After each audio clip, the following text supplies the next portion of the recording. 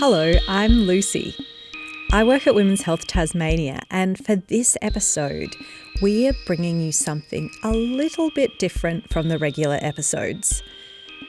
As part of our trans and gender diverse menopause project, we met some incredible people who shared their stories of what menopause means when you're trans and gender diverse. So in this edition, we are going to hear from the amazing Merri. They're an artist, an activist, and they share with us what the change, or going into menopause, meant for them, and the great unmasking that it led to. And just a word about language. Merri and I use the words menopause and the change in our conversation, but the words that trans and gender diverse people use to describe this can be really individual. And as a rule of thumb, always check in about what words people feel comfortable to use. If you want to know more about this, there are links in the show notes. I hope you enjoy this conversation with Merri and that it gets you thinking about how we can show up for trans and gender diverse folks as they navigate the change. I am an artist and a nature rights activist. Can you tell us about how you came into the change? Well, all my life I've really struggled with gut issues, just anemia and iron infusions, and it was just everything we tried, and when I hit 50, it was like bang, let's just do the ablation, surgical sort of menopause, and we'll just sort of see if we can sort of get on top of this in that way. If I had known now, I wasn't hadn't had a diagnosis for neurodiversity at that point. I mean, I knew that I was dyslexic, but I didn't realise that by switching off the tap of hormones that it was also going to switch off my brain as a neurodiverse person. When did you first realise that the change meant you'd been sort of unmasked? Before I turned 50, I had decided to come out as a lesbian, and that was a really big coming out process. And so there was all of these different things that were being sort of unveiled, I suppose, as I was as I was on this journey. Was there some kind of connection between going through the change and being able to understand yourself to be a non-binary person? That's a great question. When I started on this journey of self-discovery, of coming out and sort of unlayering, the menopause just meant, or the change meant that, my body was had betrayed me yet again.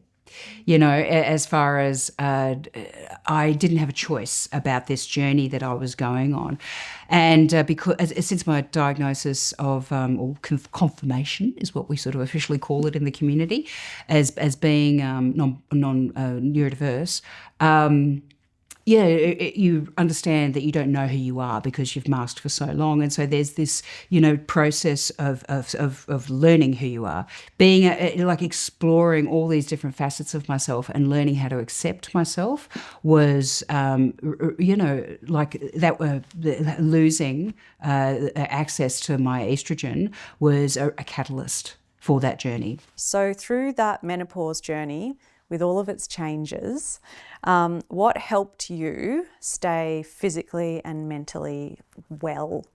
Oh, it was huge. I mean, it just exploded my entire life. I used to have a career, a really big high-powered job. I used to have this little hobby farm. I had a marriage, a heterosexual marriage. I lost everything. My entire life changed because my brain stopped working, and I was discovering all these things about myself, and I realised that I had to change everything in order to be able to be the person that I could really be if I really wanted to follow my own path. This idea of being frozen for most of my life, and that this process was a melting. And that melting led to me being in the goo of not knowing who I am, and then trying to work that out.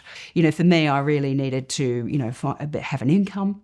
I needed to find a place to live. I needed to understand how my sexuality and my identity functions. And I needed to do stuff that helped me really believe in myself and accept myself as I am. And so so I've done every health thing that you can imagine. And I am so really grateful to the medical practitioners that I've had to negotiate with, even though it's a very difficult process for me. But I have arrived at a place where I'm finally operating again. So I've done a lot of research as far as how to work with this, because thankfully the world is waking up to the change, or menopause, and women's health in general. I mean, I'm non-binary, but I have a lot of solidarity for women because I share the same biology. And so any sort of knowledge that I can glean about that from anybody is a fantastic thing. One of the aspects of masking your entire life is that you don't know who you are, and so interoception is the technical term for that. And so you have to learn how to listen to yourself. So I've always had a yoga practice because I have a spine condition, and so there's an aspect of me that has always sort of like somehow been in contact with the different parts of my body. But I wasn't listening to them. That was the interesting thing. I'm in contact, I understand, I know how to push the machine forward and to maintain, but whether or not I was actually asking the body whether or not that was a good thing or not, I was just enslaving it to do what I needed it to do in order to survive in this world. On a mental health level, I was working with like a psychologist. And one of the big things about this is getting in contact with your communities of these new identities that I was now doing. So I was like signing up for a bunch of in real life activities as well as online communities. Some of the tips that I learned through this journey was the listening is super important. Exercise, being in nature, really sort of like, absorbing the smells, everything on a sensory level, because this is the thing about when you lose the estrogen, your brain shuts down. What that also means is that you are unable to inhibit a lot of the sensory stuff that comes with being neurodiverse.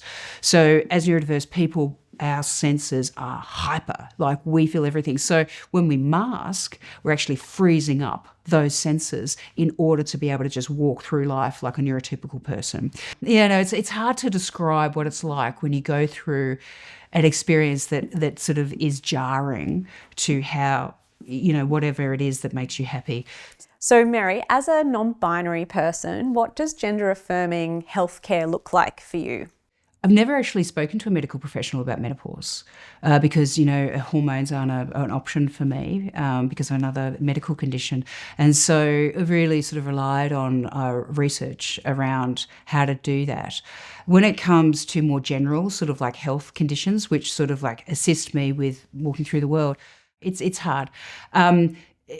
And I've also asked for accommodations within these environments as well, which haven't been respected. In fact, if anything, they have resulted in being rejected by those doctors, like them sort of saying, well, because, I'll obviously sort of say, look, could you just slow down when you're giving me the information because it takes me a little while to process so that I know how to ask questions. And that is sometimes has been too much of an accommodation for the doctors. They have demanded that I be more bilateral and just keep up.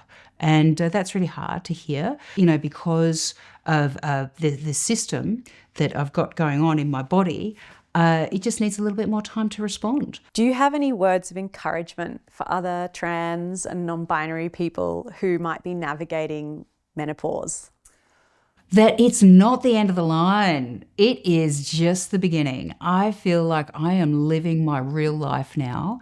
And yes, it's been a tough road. Yeah, but like I was living a lie before, and now I'm living my truth. It's the only way to live your life. And I think that, yes, the catalyst, all the chemicals, all the health, all the body things, the challenges, all that sort of stuff, whatevs. I'm having a great time, man. I mean, this is like what I always, as a little kid, And when I knew that I was different to everybody else, like when I knew when I was really young, and that's when I had to start pretending to be other people. And now I'm not. Lean in, listen, and love it, because, why not?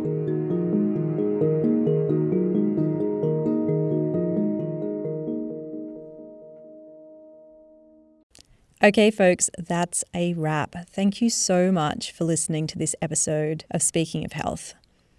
And hey, sharing is caring. So if you know someone who should listen to this, share the episode with them. Might even make their day. Women's Health Tasmania made these episodes about menopause as part of our trans and gender diverse menopause project, where we worked with a trans and gender diverse advisory group and clinicians who know about trans healthcare. The work was funded by an LGBTIQA+ community grant through the Tasmanian Department of Premier and Cabinet. If you want to know more about the project, check out the show notes for links. This podcast is made in Lutruwita, Tasmania. Always was, always will be, Aboriginal land.